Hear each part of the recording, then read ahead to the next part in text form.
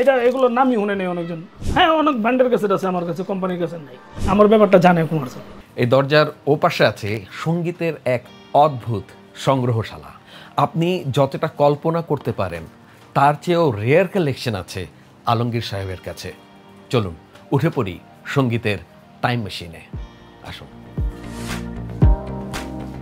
সঙ্গীতের এই মাইক্রো মিউজিয়ামে আপনি এমন দুর্লভ অডিও ডিভাইস দেখবেন যার অনেকগুলোরই হয়তো আপনি এর আগে কখনো নামও শুনেননি।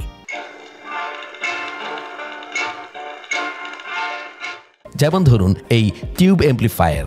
ফিলিপসের এই অ্যাম্প্লিফায়ার বাংলাদেশে আর কারো কাছে নেই বলে দাবি করেছেন আলমগীর সাহেব। এটা একটা বাল্ব অ্যাম্প্লিফায়ার, বাল্ব বলতে টিউব অ্যাম্প্লিফায়ার।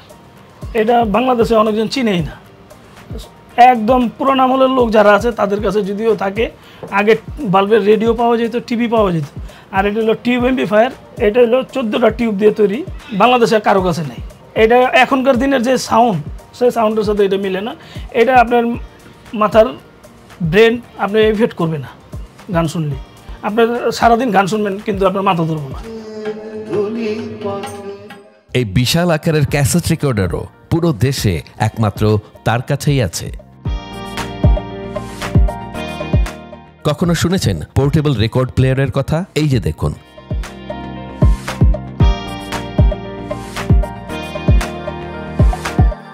সাথে স্পিকারও রয়েছে।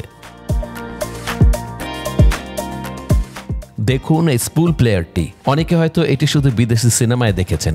এরকম আরো অসংখ্য সংগ্রহ আছে আলমগীর সাহেবের কাছে। একে একে আমরা সব দেখব। শিল্পীরা যে রেকর্ড ফাইনাল রেকর্ড ট্র্যাক করে এটার মধ্যে রয়েছে। এটা 7 ইঞ্চি স্পুল, সনি ব্র্যান্ডের।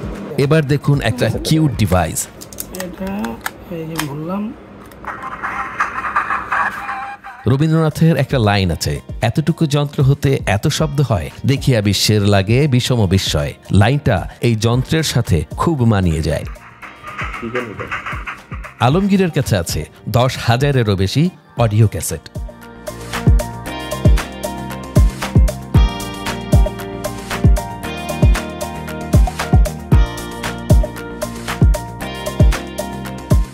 চার 1000-এরও বেশি এলপি রেকর্ড।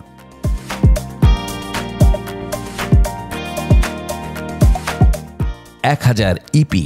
বাংলাদেশি সিনেমার এই 1200 ছবির ইপি রেকর্ডের কালেকশন আমার কাছে আছে। গান এখনও মনে করেন ইচ্ছা হলে কেউ নিতে পারবো। যেমন বেদের মেজোসনা, ওরা 11 জন, 7 ভাই চম্পা, হ্যাঁ, লাইলি মজনু, এই টাইপের যত পুরাতন গান ছিল ইপিতে। অসংখ্য সিডি, ভিসিডি এবং লক্ষাধিক গান।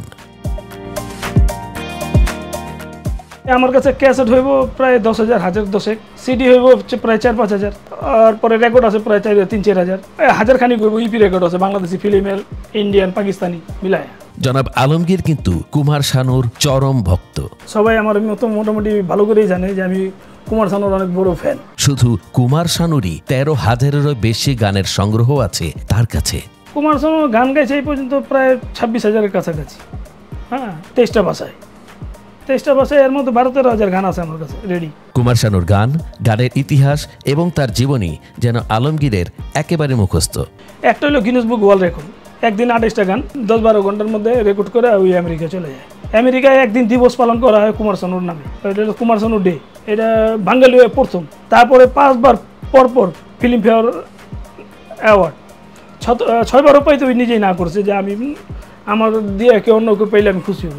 একদিনে 17টা শো করছে, 3 মাসে 1100 গান রেকর্ড করছিল।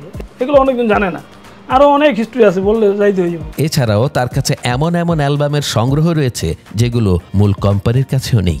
হ্যাঁ, অনেক ব্র্যান্ডের ক্যাসেট আছে আমার কাছে, কোম্পানির কাছে নাই।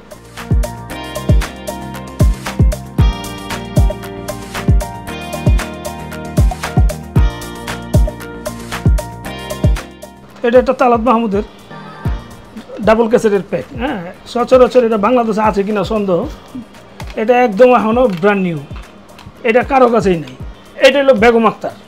হ্যাঁ, এটাও বাংলাদেশে কারো কাছে নেই। এগুলো খুঁজে পাওয়া দুষ্কর। এখন বর্তমানে ইন্ডিয়ার মধ্যেও অনেকজনের কাছে নাই এগুলা, আর বাংলাদেশ তো নাই। আজকাল যেখানে সিআরটি বা টিউব টিভিরই দেখা পাওয়া যায় না, সেখানে তার কাছে রয়েছে এই জাদুকরি আকারের জাদুর বাক্স। তখনকার দিনে এটা মোটামুটি ভালো, এখনও চলে না, সচরাচর পাওয়াই যায় না। এটা দুষ্কর। আর আমার যেটা আছে এটা ফুল রানিং, রেডিও রানিং, টিভিও রানিং, কালার টিভি। অনেকেই আসেন তার কাছে হারিয়ে যাওয়া গান সংগ্রহ করতে, তিনি নিজ হাতে সে গান রেকর্ড করে দেন। আলমগীরের ব্যবসা জীবন শুরু হয় গান দিয়ে। বড় ভাই ওয়াসিমের মাধ্যমেই এই জগতে তার হাতে খড়ি। আমি পুরান ঢাকায় বড় হয়েছি। অডিও লাইনের জার্নিটা হচ্ছে আমার বড় ভাইরে দিয়ে। আমার বড় ভাই এই লাইনে ছিল, এই বড় ভাই রেকর্ডিং করতো, আমি দাঁড়ায় থাকতাম, আমি দাঁড়ায় থেকে দেখতাম। এই সংগ্রহ আসলে তার ব্যবসা নয়, শখ। কিন্তু শুধু শখ দিয়ে তো আর জীবন চলে না, তাই এই সংগ্রহকে দারুণ বিজনেস মডেলে দাঁড় করিয়েছেন তিনি। সবচেয়ে বড় কথা হলো নেশা না থাকলে এটা হইব না। আর এটা টাকা তো প্রচুর লাগে। আমি গরিব মানুষ, এত টাকা কই পাবো? তারপরে আমি চেষ্টা করছি টুকটাক এটা ওটা কিনতে, আবার কিছু সেলও করছি। হ্যাঁ, মিথ্যা বলুম না কেন, কারণ অনেক পুরান হয়ে গেলে আমি অনেকটা সেল করে আবার নতুন কিছু কালেকশন করতাম। ধরুন আপনি কোনো হারিয়ে যাওয়া গান খুঁজছেন, কিন্তু কোথাও পাচ্ছেন না। যদি সেটা তার কাছে থাকে, তাহলে আপনি সে গান অর্থের বিনিময়ে কপি করিয়ে নিতে পারবেন। আবার তার কাছে যদি কোনো ডিভাইস একই মডেল একাধিক সংখ্যায় থাকে, তাহলে তিনি একটা রেখে বাকিগুলো অ্যান্টিক মূল্যে বিক্রি করে দেন। সে টাকায় আবার তিনি পুরনো কিছু নতুন করে সংগ্রহ করেন। দেখা গেছে এটা বিক্রি করছি, একটা বিক্রি করে আমি আবার 4টা 5টা কিনছি।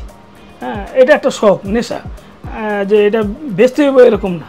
এই দুটি কক্ষ ছাড়াও নিচতলায় তার একটি অফিস রুম আছে, সেখানেও থরে থরে সাজানো আছে গানের ইতিহাস। আলমগীরের এই সংগ্রহ অমূল্য। তারপরও যদি কেউ তা অর্থমূল্যের মাপকাঠিতে হিসেব করতে চান, তাহলে সে মূল্য দাঁড়াবে প্রায় $250 কোটি।